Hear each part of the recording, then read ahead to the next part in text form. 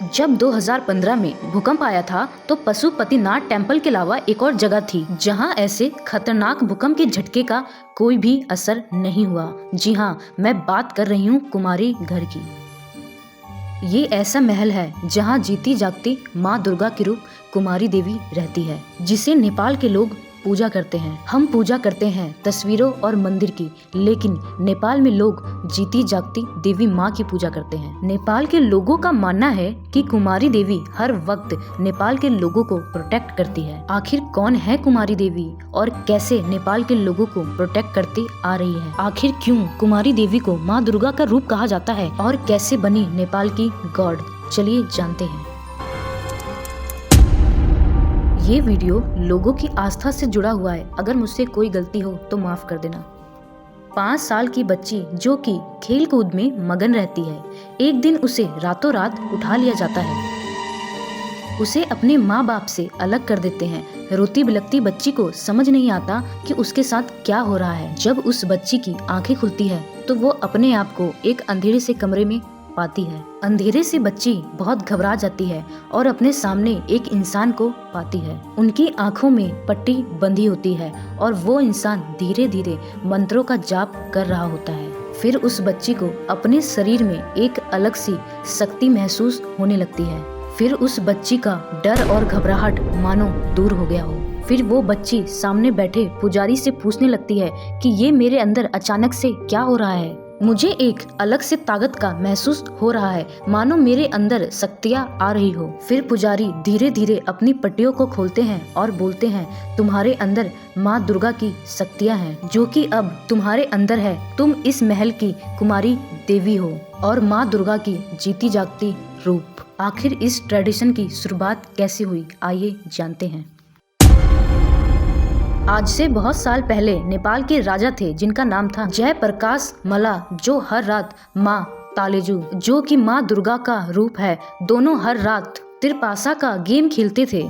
माँ तालेजु का राजा से एक शर्त था कि मैं हर रोज यहाँ पे गेम खेलने आती हूँ, इस बात का किसी को पता नहीं चलना चाहिए, क्योंकि वो एक भगवान थी जो कि इंसानी रूप में राजा के साथ गेम खेलने हर रोज रात को आती थी। एक दिन राजा की वाइफ माँ तालेजु और राजा को साथ में गेम खेलते हुए देख लेती है तो माँ तालेजु क्रोधित होकर गायब हो जाती हैं। फिर उनसे दोबारा कभी भी मिलने नहीं आती है।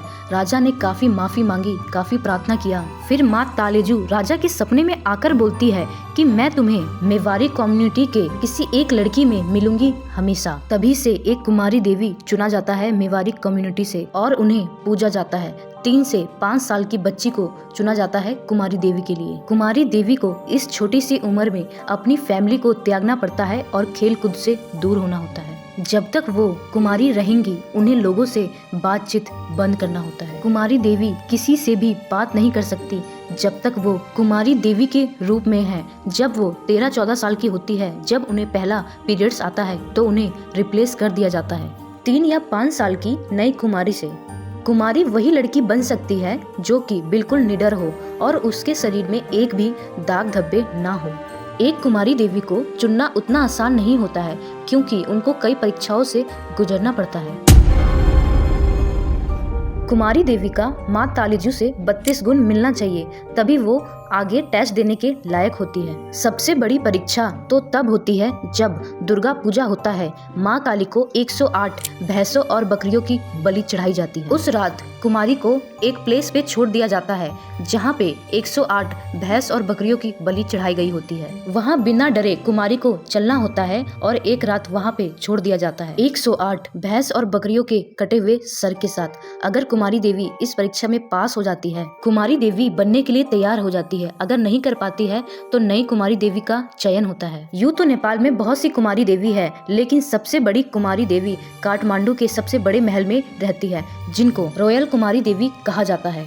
कुमारी देवी को अपने पैरों पे चलने की इजाजत नहीं होती है। उनके साथ हर वक्त केयर टेकर रहती है जो कि उनको कपड़े पहनाती है, वही नहलाती है और बाल भी बनाती है।